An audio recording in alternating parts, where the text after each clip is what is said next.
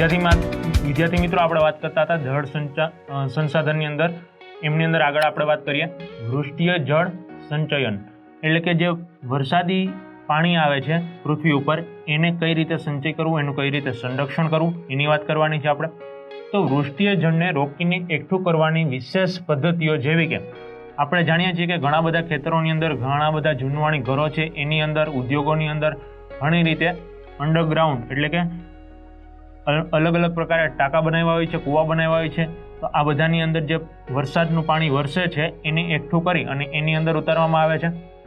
કૂવા, બંધારા, ખેત તલાવડીઓ વગેરેનું નિર્માણ કરવાનો સમાવેશ થાય છે. એટલે કે વૃષ્ટિય જળ છે એને ખેતરની અંદર એક નાની તલાવડી જેવું બનાવ્યું હોય, ત્યાં બધા આખા ખેતરનું પાણી ભેગું કરવાનું હોય છે. કૂવાની અંદર પાણી ઉતારવામાં આવે છે. આવી રીતે તલાવડીઓ વગેરેનું નિર્માણ કરવાનો સમાવેશ થાય છે. આ માધ્યમો થકી જળ સંચયન થાય છે. આ કૂવા, બંધારા, તેલ, ખેત તલાવડી એના બધા દ્વારા શું થાય છે તો કે જળનું સંચયન થાય છે, સચવાય છે. વૃષ્ટિય જળ સંચયનના મુખ્ય ઉદ્દેશો શું?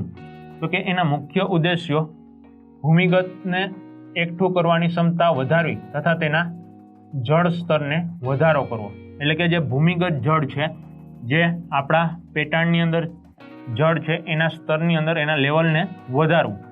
ત્યાર પછી જળનું પ્રદૂષણને ઘટાડવું. એટલે કે જે વરસાદી પાણી છે એ જેમ સ્તર ઊંચું આવશે એમ જળ પ્રદૂષણની અંદર ઘટાડો થશે. વધુ પ્રમાણમાં પાણી હશે તો એ પ્રદૂષિત કચરો હશે એને નિકાલ કરશે અને વધારાનું પાણી છે એ પેટાળની અંદર ચોખ્ખું થઈ અને સ્વચ્છ થઈ અને ઉતરશે. ભૂમિગત જળની ગુણવત્તામાં સુધારો કરવો.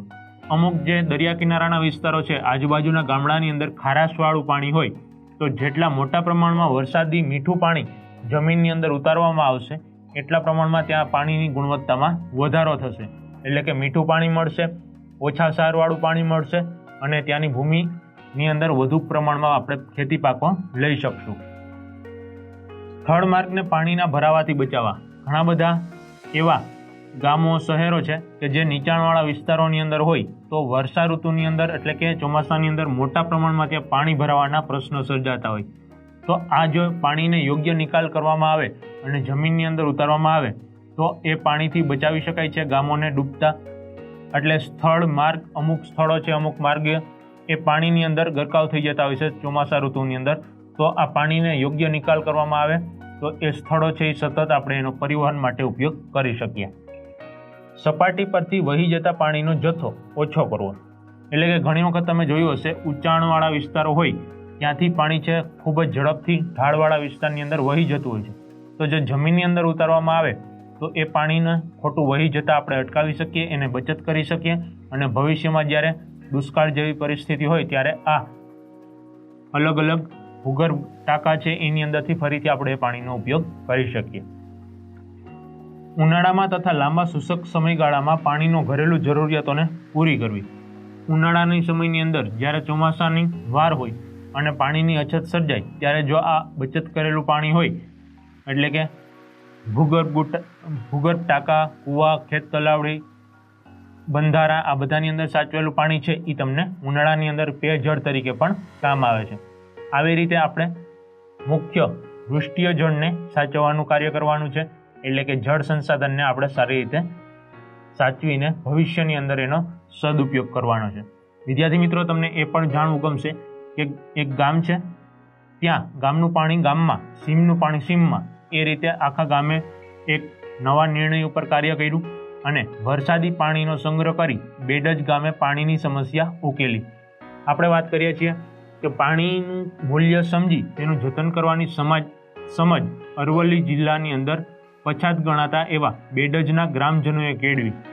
આ જે ગ્રામજનો હતા એ લોકોને એમ થયું કે ભાઈ આપણે સીમનું પાણી છે એ સીમની અંદર ખેત તલાવડી બનાવી અને એની અંદર ઉતારીએ, જેથી કરીને ખેત તલાવડીની અંદર પાણી જેમ જમીનમાં ઉતરશે એમ લેવલ પાણીનું સ્તર ઊંચું આવશે અને ખેતરોની અંદર કૂવા, બોરવેલ બધાની અંદર પાણીનું સ્તર સારું હશે તો આપણે 12 મહિના પાક લઈ શકશું.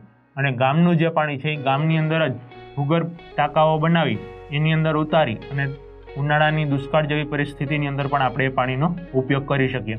તો આ લોકોએ આશરે બેડજના ગ્રામજનોએ 2.25 કરોડ લીટર એટલે કે 2 લાખ ઘન મીટર વરસાદી પાણી રોકી સંગ્રહ કરી પંથકને હરિયાળો બનાવી દીધો છે. એ પાણીનો પાછો એ લોકો સદુપયોગ કરતા ગયા, વૃક્ષારોપણ કરતા ગયા, જેથી આખું ગામ છે બેડજ એ એકદમ હરિયાળું ગ્રીન બની ગયું. ગામના લોકોનું જ એક સંગઠન ઊભું કરી ગામ અને વિસ્તારની પ્રાથમિક એવી પાણીની સમસ્યા હલ કરવા બીડું ઝડપ્યું હોય તેમ સાથે મળ્યા સામાજિક સંસ્થાઓએ સંસ્થાના સહયોગથી અલગ અલગ સેવાભાવી સંસ્થાઓ છે એની મદદ લેવામાં આવી અને આજે બેડજના ગ્રામજનો છે એ જાગૃત કરાયા અને ગામનું પાણી ગામમાં અને સીમનું પાણી સીમમાં બહાર ન જવા દેવા સૌનો સંકલ્પબંધ કરાયા. આશરે 7 વીઘા વિસ્તારમાં પથરાયેલું તળાવ માત્ર 3 માસમાં જ 20 થી 22 ફૂટ ઊંડું ઉતારવામાં આવ્યું.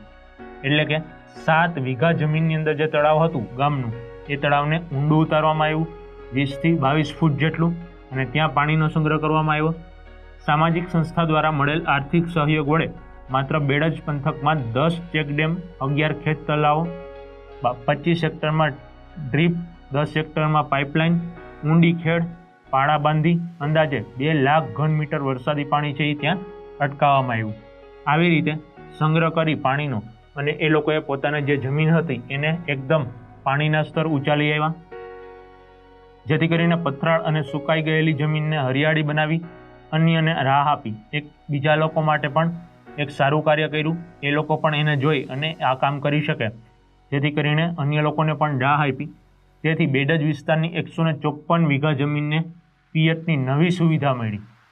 તે જે 154 વિસ્તારનું 154 વીઘા જમીનનું ગામ હતું એ લોકોને એક નવી પિયત માટેની સુવિધા મળી ગઈ, જેથી ખેત પેદાશોનું ઉત્પાદન વધ્યું છે. આજે મેઘરજમાં પાણીની પોકાર વચ્ચે બેડજની 136 વીઘા જમીનના ઉનાળુ પાક લહેરાઈ રહ્યો છે.